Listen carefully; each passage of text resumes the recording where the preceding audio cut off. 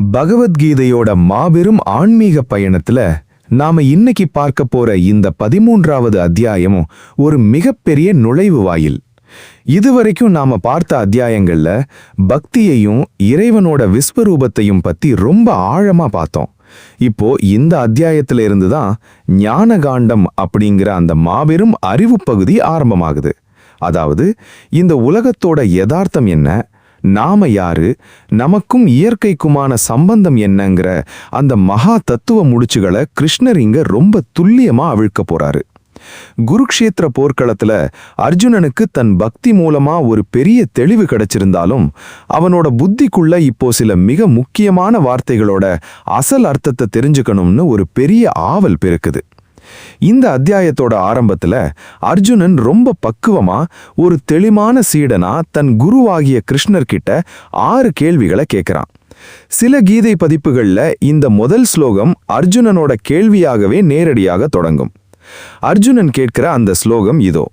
அர்ஜுன உவாச்ச பிரகிருதிம் புருஷம் சைவ க்ஷேத்ரம் க்ஷேத்ரஜ்ஞமேவச்ச ஏதத் வேதித்தும் இச்சாமி ஞானம் ஞேயம் ச கேசவ. இதோட தமிழ் பொருள் என்ன தெரியுமா? கேட்கறதுக்கே ரொம்ப டெக்னிக்கலா இருக்கும், ஆனா அர்த்தம் ரொம்ப ஆழமானது.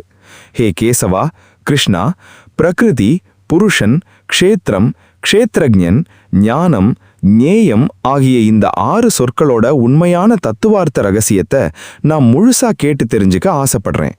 எனக்கு இதை ரொம்ப எளிய பாஷையில விளக்கி சொல்லு அப்படின்னு கேட்கறான். அர்ஜுனன் இங்க ஏதோ அகராதியில் இருக்கிற அர்த்தத்தை கேட்கல, வாழ்க்கையோட அசல் லேயர்களை உடைச்சு பார்க்கணும்னு கேட்கறான். கிருஷ்ணர் அவனோட இந்த தாகத்தை புரிஞ்சுக்கிட்டு ரொம்ப அழகான ஒரு புன்னகையோட விவரிக்க தயாராகிறாரு. இந்த 6 வார்த்தைகளும் தான் நம்ம வாழ்க்கையோட அத்தனை ரகசியங்களையும் வச்சிருக்கிற சாவிகள். பிரகிருதினா என்ன? இந்த வெளியில தெரிகிற இயற்கை, இந்த உலகம். புருஷன்னா யாரு? அந்த இயற்கையை இயக்கிற அதுக்குள்ள இருக்கிற ஆத்மா. க்ஷேத்திரம்னா என்ன? நாம வாழுற இந்த உடம்பு, அதாவது ஒரு வயல் மாதிரி. க்ஷேத்ரஜ்ஞன்னா யாரு? அந்த உடம்ப, அந்த வயலை முழுசா தெரிஞ்சு வச்சிருக்கிற அந்த ஆத்மா. ஞானம்னா என்ன? உண்மையான அறிவு, எதை நாம தெரிஞ்சுக்கணுங்கிற அந்த பக்குவம். ஞேயம்னா என்ன? அந்த அறிவால கடைசியில அறியப்பட வேண்டிய அந்த பரம்பொருள். இப்போ அந்த போர்க்களத்தோட சூழ்நிலையை உன்னிப்பா கவனிச்சோன்னா இந்த 2 பேருக்கு நடுவுல நிலவுற அந்த உரையாடல் ஒரு மகா அமைதியை உருவாக்குறது தெரியும். அர்ஜுனன் தன் அத்தனை உலகியல் கவலைகளையும் விட்டுட்டு ஒரு மாபெரும் தத்துவ பேராசிரியரோட கால் மாட்டுல உட்கார்ந்திருக்கிற மாணவன் மாதிரி ரொம்ப நிதானமா நிக்கிறான். கிருஷ்ணரும் அவனோட கேள்விகளுக்கு ஒவ்வொன்னா ரொம்ப அக்யூரேட்டா பதில் சொல்ல தொடங்குறாரு. அதுல முதலாவதா அவர் எடுத்துக்கிற தலைப்பு தான் இந்த உடம்பும் ஆத்மாவும். சரி, இந்த உடம்புக்கும் ஆத்மாவுக்கும் உள்ள அந்த விசித்திரமான வேறுபாடு என்ன, அதை விவரிக்கிற அந்த க்ஷேத்திரம் மற்றும் க்ஷேத்ரஜ்ஞன் தத்துவத்தை அடுத்ததா ரொம்ப டீப்பா பார்ப்போம். இப்போ கிருஷ்ணர் அதுல முதலாவதா இருக்கிற க்ஷேத்திரம் மற்றும் க்ஷேத்ரஜ்ஞன் அப்படிங்கிற தத்துவத்துக்கு ரொம்ப டைரக்டான ஆனா ஒரு மாபெரும் விழிப்புணர்வை ஏற்படுத்துற பதில சொல்ல ஆரம்பிக்கிறாரு. நாம எப்பவுமே நம்ம உடம்பையும் நம்ம ஆன்மாவையும் ஒன்னா போட்டு குழப்பிக்கிட்டு இருக்கோம். அந்த பெரிய குழப்பத்தை இந்த 2 ஸ்லோகங்கள்ல அவர் அடியோடு தகர்க்கிறாரு. பகவான் சொல்ற அந்த முக்கியமான ஸ்லோகங்கள் இதோ.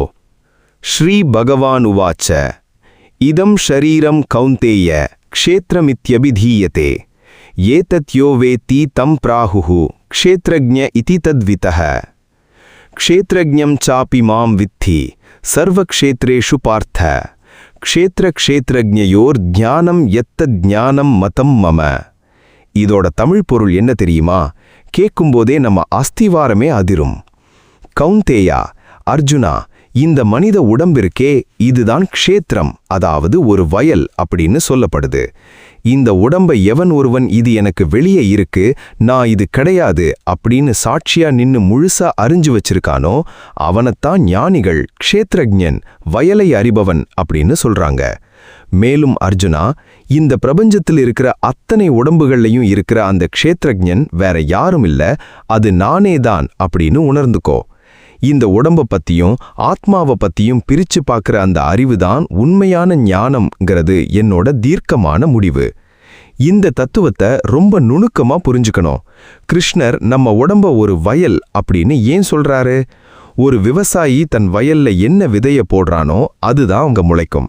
நெல்ல போட்டா நெல்லு வரும், முள்ள போட்டா முள்ளு வரும். அதே மாதிரி தான் நம்ம உடம்பும். இந்த உடம்ப வச்சு நாம என்ன கர்ம வினைகளை செய்யறோமோ அதோட பலனை தான் நாம அனுபவிச்சே ஆகணும். ஆனா இங்க ஒரு பெரிய ட்விஸ்ட் இருக்கு.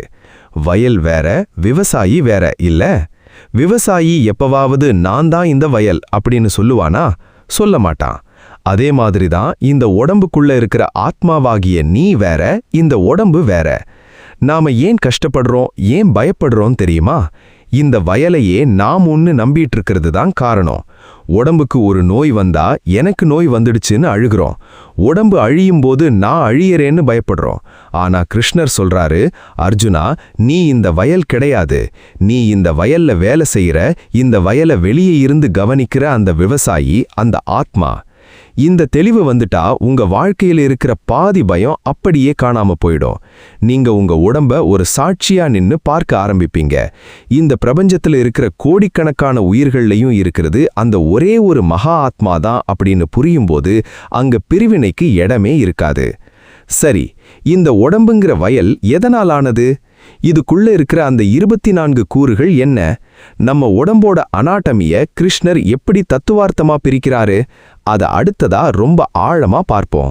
நாம நம்ம உடம்புனா வெறும் இந்த சதையும் ரத்தமும் மட்டும்தான் நினைச்சிட்டு இருக்கோம். ஆனா நம்ம மனசு, நம்ம புத்தி, நம்ம ஆசைகள் எல்லாமே இந்த க்ஷேத்திரத்துக்குள்ளதான் வருதுன்னு கிருஷ்ணர் இங்க ஒரு பெரிய குண்ட தூக்கி போடுறாரு. பகவான் சொல்ற அந்த தத்துவ ஸ்லோகங்கள் இதோ. மகாபூதான் யஹங்காரோ புத்திரவ்யக்தமேவச்ச இந்திரியாணி தசைக்கம் ச பஞ்சசேந்திரிய கோச்சராக இச்சாத்வேஷः சுகம் துக்கம் சங்காதச்சேதனா திருதிஹி ஏதத் க்ஷேத்ரம் சமாசேன சவிகாரம் உதஹிருதம். கிருஷ்ணர் சொல்ற அந்த 24 கூறுகளோட அக்யூரேட்டான கணக்கு கவனிங்க. முதலாவது 5 மகாபூதங்கள்: நிலம், நீர், நெருப்பு, காற்று, ஆகாயம். ரெண்டாவது அகங்காரம், நான் என்கிற உணர்வு. மூணாவது புத்தி, தீர்மானிக்கும் திறன். நாலாவது அவ்யக்தம், வெளிப்படாத மூல இயற்கை. அப்புறம் 10 இந்திரியங்கள், அதுல 5 ஞானேந்திரியங்கள்: கண், காது, மூக்கு, நாக்கு, தோல். 5 கர்மேந்திரியங்கள்: கை, கால், வாய், மலவாய், கருவாய். இது கூட 11வது எலிமெண்டா மனம் சேருது. அப்புறம் 5 புலன் நுகர்பொருட்கள்: சுவை, ஒளி, ஊறு, ஓசை, நாற்றம். இது அத்தனையும் சேர்த்தா மொத்தம் 24 கூறுகள் வருது. ஆனா இதோட கிருஷ்ணர் நிறுத்தல. அடுத்த ஸ்லோகத்துல ஒரு பெரிய ட்விஸ்ட் வைக்கிறாரு. அர்ஜுனா, உனக்குள்ள தோன்ற இச்சை, ஆசை, துவேஷம், வெறுப்பு, சுகம், துக்கம், உன்னோட உடம்புங்கிற இந்த சங்கிலி தொடர், சங்காதம், உன்னோட உணர்வு, சேத்தனா, உன்னோட மன உறுதி, இது எல்லாமே கூட அந்த க்ஷேத்திரத்தோட மாற்றங்கள் தான். அதாவது இந்த வயலோட ஒரு பகுதி தான். கொஞ்சம் யோசிச்சு பாருங்க. நாம எப்பவுமே நம்மளோட ஆசைகளையும் நம்மளோட துக்கங்களையும் நம்மளோட ஆத்மாவோட சம்பந்தப்பட்டதுன்னு நினைச்சு கவலைப்படுறோம். ஆனா கிருஷ்ணர் சொல்றாரு, உன் மனசுல வர்ற கோபமும் உன் உடம்புல வர்ற வலியும் உன் புத்தியில வர்ற குழப்பமும் கூட இந்த வயல்ல விளையிற களைகள் தான். அது எதுவும் நீ கிடையாது. நீ இந்த 24 தத்துவங்களுக்கும் அப்பாற்பட்ட ஒரு மகா தூய்மையான சாட்சி. இந்த 24 தத்துவங்களும் இயற்கையோட ஒரு மெக்கானிசம் மாதிரி வேலை செய்யுது. இந்த போதனையை கேட்கும்போது அர்ஜுனனோட புத்திக்குள்ள ஒரு பெரிய தெளிவு பிறக்குது. அவனோட அத்தனை உணர்ச்சிகளும் அவனுக்கு வெளியே இருக்கிற ஒரு விஷயம்னு அவனுக்கு புரியுது. குருவோட குரல்ல இப்போ அந்த சிருஷ்டியோட மொத்த ரகசியமும் அப்பட்டமா ஒலிக்குது. சரி, இந்த 24 தத்துவங்கள் கொண்ட வயலை நாம புரிஞ்சுக்கிட்டோம். ஆனா இந்த வயல்ல இருந்து விடுபட்டு அந்த ஆத்மாவை உணர்றதுக்கு தேவையான உண்மையான ஞானம்னா என்ன? அந்த ஞானத்தை பெறுவதற்கான முதல் 8 பண்புகளை பத்தி கிருஷ்ணர் அடுத்து என்ன சொல்றாருன்னு பாப்போம். நாம என்ன நினைக்கிறோம்னா, நிறைய புத்தகங்கள் படிக்கிறது, பெரிய பட்டங்கள் வாங்கிறது தான் ஞானம்னு நினைக்கிறோம். ஆனா கிருஷ்ணர் சொல்றது, அர்ஜுனா, படிப்பு மட்டும் ஞானம் கிடையாது. உன்னோட கேரக்டர் எப்படி இருக்கு, உன்னோட குணங்கள் எப்படி இருக்குங்கிறது தான் உண்மையான ஞானம் அப்படின்னு சொல்லி ஒரு 20 குணங்களோட லிஸ்ட்டை இங்கேருந்து ஆரம்பிக்கிறாரு. அதுல முதல் பகுதியை இப்ப பார்ப்போம். பகவான் சொல்ற அந்த உன்னதமான ஸ்லோகம் இதோ. அமானித்வம் அதம்பித்வம் அஹிம்சா க்ஷாந்திரார்ஜவம் ஆச்சார்யோபாசனம் சௌச்சம் ஸ்தைரியம் ஆத்ம வினிகிரஹ. கிருஷ்ணர் சொல்ற அந்த முதல் 8 பண்புகளோட ஆழத்தை கவனிங்க. முதலாவது அமானித்வம், அதாவது தற்பெருமை இல்லாமை, பணிவோட இருக்கிறது. ரெண்டாவது அதம்பித்வம், போலித்தனம் இல்லாமை, ஆடம்பரம் காட்டாமல் இருக்கிறது. மூணாவது அஹிம்சா, எந்த ஒரு உயிருக்கும் மனசால கூட தீங்கு நினைக்காமல் இருக்கிறது. 4வது க்ஷாந்திஹி, பொறுமை, மத்தவங்க செய்யற தப்புகளை எல்லாம் சகிச்சுக்கிறது. 5வது ஆர்ஜவம், நேர்மை, நினைப்பிலையும் நடத்தையிலும் உண்ணாயிருக்கிறது. 6வது ஆச்சாரியோபாசனம், குருவுக்கு பணிவோட சேவை செய்கிறது. 7வது சௌச்சம், அகத்திலும் புறத்திலும் தூய்மையாயிருக்கிறது. 8வது ஸ்தைரியம், மன உறுதி, எந்த ஒரு சூழ்நிலையிலும் ஆன்மீக பாதையிலிருந்து தளர்ந்து போகாமல் இருக்கிறது. 9வது ஆத்ம வினிகிரக, தன் புலன்களையும் மனசையும் தன் கட்டுப்பாட்டுல வச்சிருக்கிறது. யோசிச்சு பாருங்க, இந்த குணங்கள் தான் ஒரு மனுஷனை உண்மையான ஞானியா மாத்துது. ஒருத்தன் எவ்வளவு பெரிய படிப்பாளியா இருந்தாலும் அவன்கிட்ட ஆணவமும் போலித்தனமும் இருந்தா அவனை கிருஷ்ணர் அஞ்ஞானி அப்படின்னு தான் சொல்றாரு. ஏன்னா அவனோட அறிவு அவனோட அகங்காரத்தை வளர்க்குமே தவிர அவனுக்கு விடுதலையை தராது. ஆனா ஒரு சாமானிய மனுஷன்கிட்ட இந்த எளிமையும் பணிவும் நேர்மையும் இருந்தா அவன்தான் கிருஷ்ணரோட கணக்குப்படி டாப் லெவல் ஞானி. இந்த வார்த்தைகளை கேட்கும்போது அந்த போர்க்களத்துல இருக்கிற அர்ஜுனனோட மனசுக்குள்ள ஒரு பெரிய பக்குவம் வருது. அவனோட வில்லுல இருக்கிற எனர்ஜியை விட அவனோட குணங்கள்ல இருக்க வேண்டிய எனர்ஜி எவ்வளவு பெருசுன்னு அவன் புரிஞ்சுக்கிறான். குருவோட முகத்துல இப்ப ஒரு மாபெரும் வழிகாட்டியோட சாந்தமும் அன்பும் வழியுது. ஆனா இதோட லிஸ்ட் முடியல. உண்மையான ஞானத்தோட அடுத்த படிகள் என்ன? ஒருத்தன் தன் புலனின்பங்கள்ல இருந்து எப்படி விலகி இருக்கணும்? பிறப்பு, இறப்பு, மூப்பு, பிணியோட துயரங்களை ஒருத்தன் எப்படி உணரணும்? அதை பத்தி கிருஷ்ணர் அடுத்து சொல்ற அந்த குணங்களை அடுத்ததா பார்ப்போம். ஆன்மீக பாதையில போற ஒருத்தனுக்கு இந்த உலகப் பொருட்கள் மேலேயும் உறவுகள் மேலேயும் இருக்கிற அந்த அட்டாச்மெண்ட் எப்படி இருக்கணும், இன்ப துன்பங்களை அவன் எப்படி எதிர்கொள்ளணுங்கிற அந்த பக்குவத்தை இந்த ஸ்லோகங்கள்ல விவரிக்கிறாரு. பகவான் சொல்ற அந்த ஆழமான ஸ்லோகங்கள் இதோ. இந்திரியார்த்தேஷு வைராக்கியம் அனஹங்கார ஏவச்ச ஜன்ம மிருத்யு ஜரா வியாதி துக்க தோஷ அனுதர்சனம் அசக்திரனபிஷ்வங்கः புத்திரதார கிருஹாதிஷு நித்யம் ச சமசித்தத்வம் இஷ்டானிஷ்ட உபபத்திஷு. கிருஷ்ணர் சொல்ற அந்த அடுத்த கட்ட குணங்களை கவனிங்க. முதலாவது இந்திரியார்த்தேஷு வைராக்கியம், அதாவது புலன் இன்பங்கள்ல ஒரு பற்றற்ற வைராக்கியத்தோட இருக்கிறது. 2வது அனஹங்காரம், நான் தான் எல்லாம் அப்படிங்கிற அந்த அகங்காரம் இல்லாம இருக்கிறது. 3வது ரொம்ப முக்கியமானது ஜன்ம மிருத்யு ஜரா வியாதி துக்க தோஷ அனுதர்சனம், பிறப்பு, இறப்பு, முதுமை, நோய் ஆகிய அத்தனையிலும் இருக்கிற துக்கத்தையும் தோஷத்தையும் எப்பவும் அலசி ஆராய்ஞ்சு உணர்ந்துகிட்டே இருக்கிறது. 4வது அசக்திஹி, உலகப் பொருட்கள்ல பற்றற்று இருக்கிறது. 5வது அனபிஷ்வங்கः புத்திரதார கிருஹாதிஷு, தன் பிள்ளைகள், மனைவி, வீடு ஆகியவற்றின் மீது அளவுக்கு அதிகமான மயக்கம் தரக்கூடிய பற்று இல்லாம இருக்கிறது. 6வது நித்யம் ச சமசித்தத்துவம் இஷ்டானிஷ்ட உபபத்திஷு, தனக்கு பிடிச்ச நல்ல விஷயம் நடக்கும்போதும் பிடிக்காத கெட்ட விஷயம் நடக்கும்போதும் எப்பவும் ஒரு சமமான மனநிலையோட சமசித்தத்துவம் ஓட இருக்கிறது. இங்க கிருஷ்ணர் பிள்ளைங்க மேலையும் மனைவி மேலையும் அன்பு வைக்காதேன்னு சொல்லல. ஆனா அந்த அன்பு ஒரு மயக்கமா மாறி உன்னோட ஆன்மீக பாதையை தடுத்துறக்கூடாதுன்னு சொல்றாரு. இந்த உலகம் நிலையற்றது. இங்க இருக்கிற பிறப்பும் இறப்பும் ஒரு பெரிய சைக்கிள் மாதிரி ஓடிக்கிட்டு இருக்கு. ஒரு நோய் வந்தா அது உடம்போட சுபாவம், முதுமை வந்தா அது இயற்கையோட விதி அப்படின்னு எவன் ஒருத்தன் எப்பவும் அலசி ஆராயறானோ அவனுக்கு இந்த உலகத்துல இருக்கிற எந்த ஒரு கஷ்டமும் ஒரு பெரிய கஷ்டமா தெரியாது. அவனோட மனசு எப்பவும் ஒரு சாந்தமான ஏரி மாதிரி இருக்கும். இந்த போதனையை கேட்கும்போது அர்ஜுனனோட புத்தி இன்னும் கொஞ்சம் பிராட் ஆகுது. தான் இப்ப போர்ல கொல்ல போறதா நினைச்சு வருத்தப்படுற அத்தனை உறவுகளும் இயற்கையோட ஒரு கால ஓட்டம்தான் அப்படின்னு அவனுக்கு புரியுது. குருவோட குரல்ல இப்ப ஒரு மகா ஞானியோட தீர்க்கம் அப்பட்டமா ஒலிக்குது. சரி, இந்த குணங்கள் எல்லாம் வந்தாச்சு. ஆனா இதோட உச்சக்கட்டமா இறைவனிடம் செலுத்த வேண்டிய அந்த பக்தி எப்படி இருக்கணும்? ஏகாந்தமான வாழ்க்கைனா என்ன? அதை விவரிக்கிற அந்த இறுதிக்கட்ட ஞான பண்புகளை அடுத்ததா பார்ப்போம். உண்மையான ஞானம் எப்போ முழுமையடையும்னா அது இறைவனோட கலக்கும்போதுதான் அப்படிங்கிற அந்த இறுதி ரகசியத்தை இங்க உடைக்கிறாரு. பகவான் சொல்ற அந்த நிறைவு ஸ்லோகங்கள் இதோ. மயி சானன்ய யோகேன பக்திர் அவ்யபிச்சாரிணி விவிக்த தேச சேவித்வம் அரதிர் ஜன சம்சதி அத்தியாத்ம ஞான நித்யத்வம் தத்துவ ஞானார்த்த தர்சனம் ஏதத் ஞானம் இதி புரோக்தம் அஜ்ஞானம் யததோ அந்யதா. கிருஷ்ணர் சொல்ற அந்த இறுதிக்கட்ட ஞான பண்புகளை உன்னிப்பா கவனிங்க. முதலாவது, மயீச அனன்ய யோகேன பக்தி ரவ்யபிச்சாரிணி. எங்கிட்ட வேற எந்த சிந்தனையும் இல்லாத கலப்பற்ற அசைக்க முடியாத அனன்ய பக்திய செலுத்துறது. ரெண்டாவது, விவிக்த தேச சேவித்துவம். அமைதியான தூய்மையான தனிமையான இடங்களை விரும்புறது. மூணாவது, அரதீர் ஜனசம்சதி. உலகியல் ஆசைகள்ல மூழ்கி இருக்கிற கூட்டங்களை தவிர்த்துக்கிறது. நாலாவது, அத்தியாத்ம ஞான நித்தியத்துவம். ஆன்மீக அறிவை பெறுவதிலேயே எப்போவும் நிலைத்திருக்கிறது. ஐந்தாவது, தத்துவ ஞானார்த்த தர்சனம். தத்துவ அறிவோட உண்மையான நோக்கத்தை எப்போவும் சிந்திச்சு பார்க்கறது. கடைசியா கிருஷ்ணர் ஒரு பெரிய போர்டு வச்சு ஸ்டாம்ப் குத்துறாரு.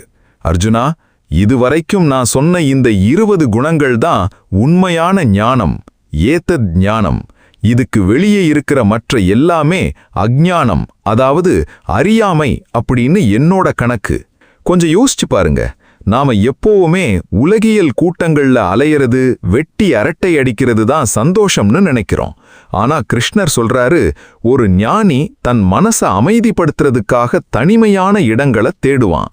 அவனோட மொத்த எனர்ஜியும் அந்த பரம்பொருளோட கனெக்ட் ஆகுறதுல தான் இருக்கும்.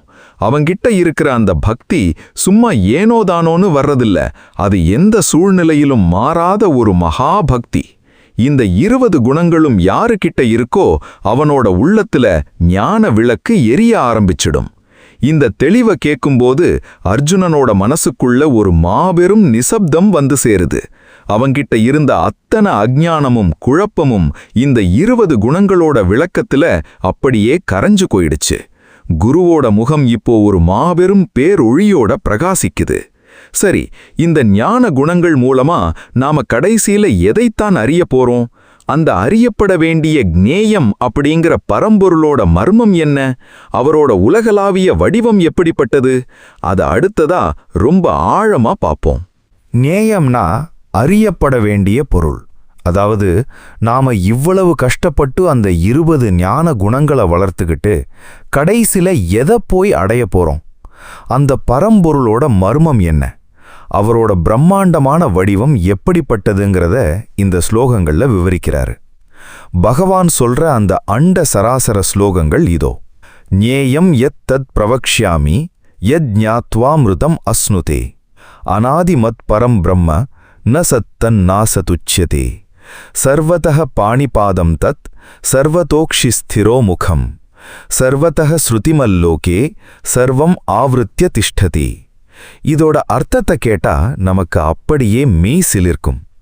அர்ஜுனா, இப்போ எதை அறிஞ்சுகிட்டா நீ மரணமில்லா பெருவாழ்வ, அதாவது அமிர்தத்தை அடைவியோ, அந்த நேய பொருளை பத்தி நான் உனக்கு சொல்றேன், கேட்டுக்கோ. அதுதான் தொடக்கமும் முடிவும் இல்லாத பரம்பிரம்மம், அதாவது அநாதிமத் பரம்பிரம்மம். அது இருக்குன்னு சொல்ல முடியாது, இல்லைன்னு சொல்ல முடியாது.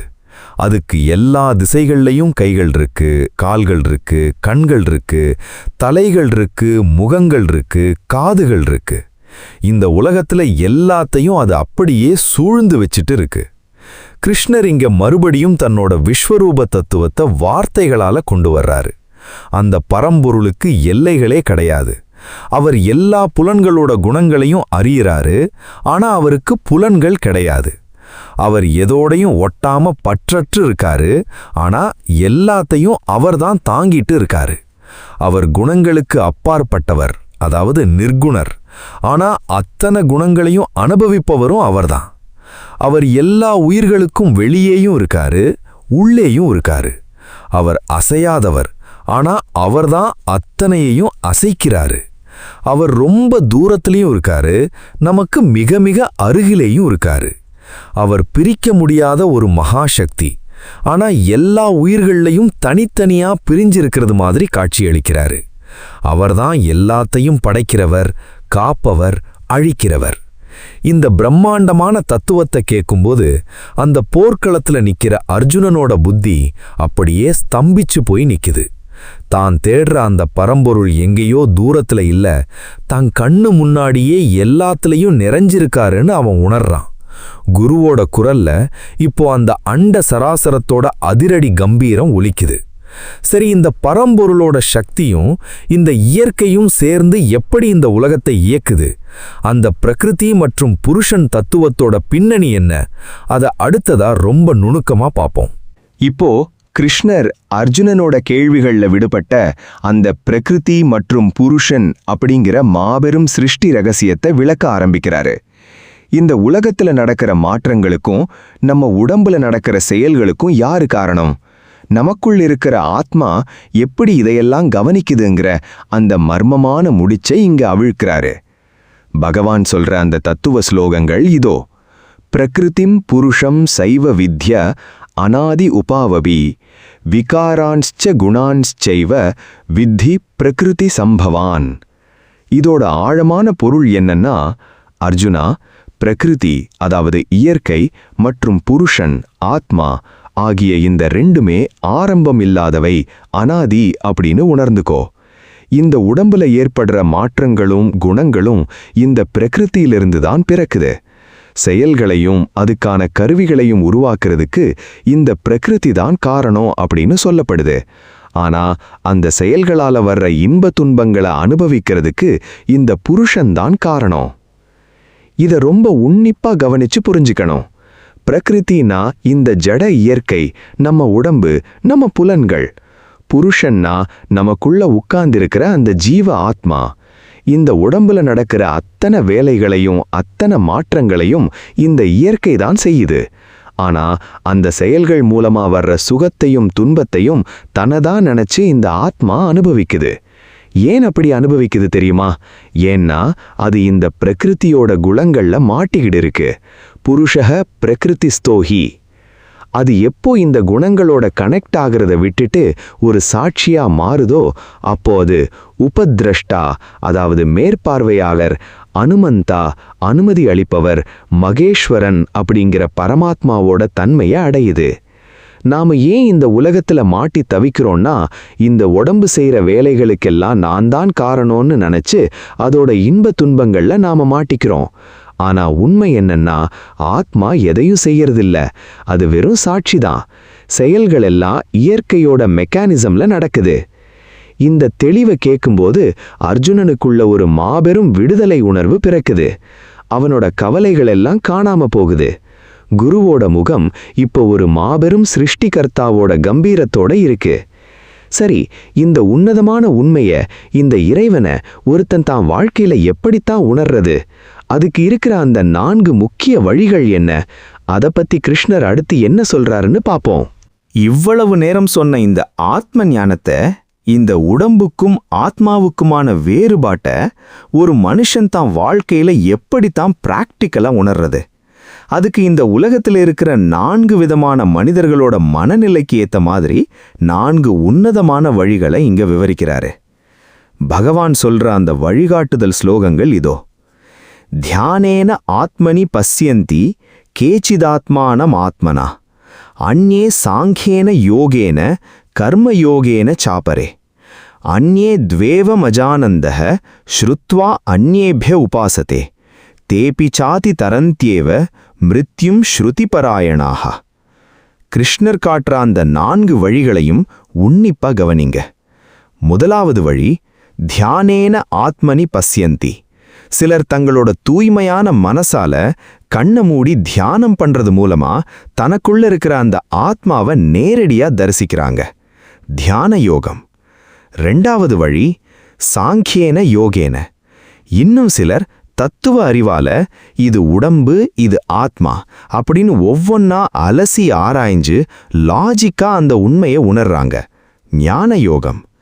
3வது வழி கர்மயோகேன சாபரே. வேறு சிலர் தங்களோட அத்தனை செயல்களையும் சுயநலமில்லாம இறைவனுக்கு அர்ப்பணமா செஞ்சு அந்த பக்குவத்தை அடைகிறாங்க. கர்மயோகம்.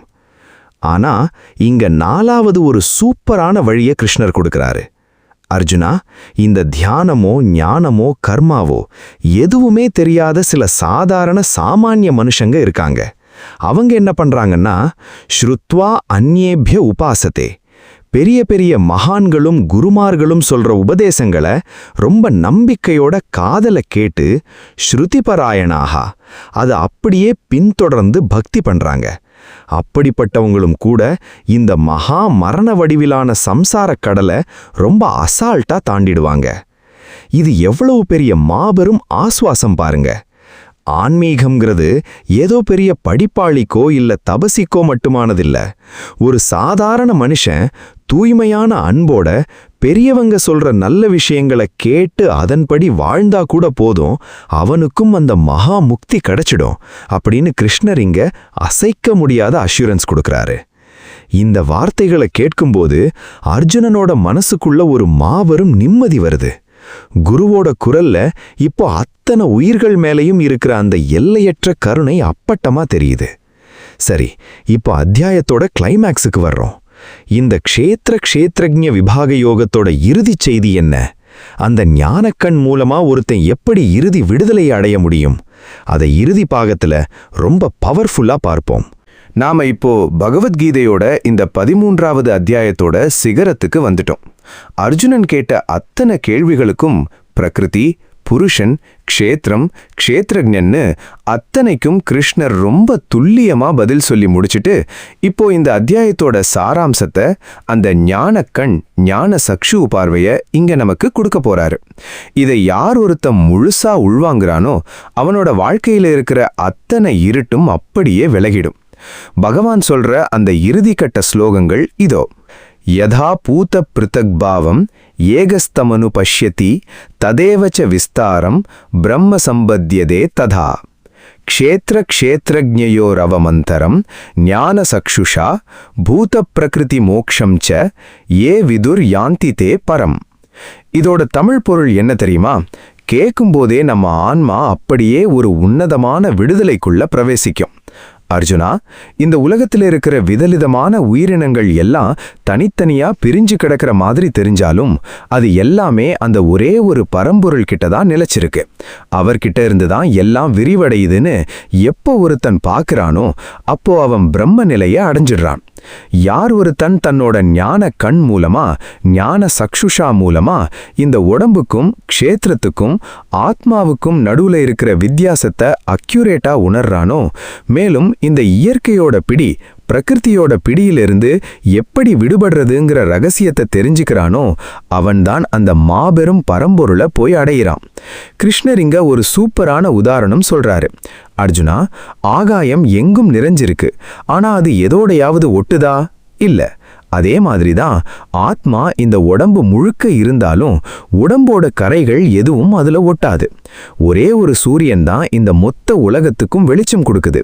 அதே மாதிரி இந்த உடம்புக்குள்ள இருக்கிற அந்த ஒரே ஒரு ஆத்மா தான் இந்த மொத்த உடம்புக்கும் உயிருங்கிற வெளிச்சத்தை கொடுக்குது. இங்க உபதேசம் நிறைவடையுது. அந்த போர்க்களத்துல நின்னுக்கிட்டு இருக்கிற அர்ஜுனனோட மனசு இப்போ ஒரு நிசப்தமான மகா தூய்மையான ஆன்மீக பேரொளியால நிறைஞ்சிருக்கு. அவன்கிட்ட இருந்த அத்தனை குழப்பமும் தீர்ந்துருச்சு. அவனோட பார்வை இப்போ அந்த ஞான கண்ணா மாறிடுச்சு. அவனுக்கு தெரிஞ்சிருச்சு, அழிய போறது இந்த உடம்பு மட்டும்தான். தனக்குள்ளையும் எதிரிக்குள்ளையும் இருக்கிற அந்த ஆத்மா என்னைக்குமே அழியாத ஒரு சாட்சின்னு அவனுக்கு தெளிவு கிடைச்சிருச்சு. நாமும் இந்த அத்தியாயத்தை கேட்டு முடிக்கும்போது நமக்குள்ள ஒரு மாபெரும் உள்ளார்ந்த மாற்றம் வர்றதை உணர முடியும். வாழ்க்கைங்கிறது இந்த உடம்போட முடிகிற விஷயம் இல்லைன்னும், நாம இந்த 24 தத்துவங்களுக்கும் அப்பாற்பட்ட ஒரு மகா தூய்மையான ஆத்மாங்கிற அந்த தைரியம் நமக்கு வந்துடுது. உங்க மனசில் இருக்கிற அத்தனை பயத்தையும் விடுங்க. இந்த ஞானக்கண் பார்வையை ஏந்துங்க. உங்க வாழ்க்கை பேரமைதியை நோக்கி நகரட்டும். ஓம் தத் சத்.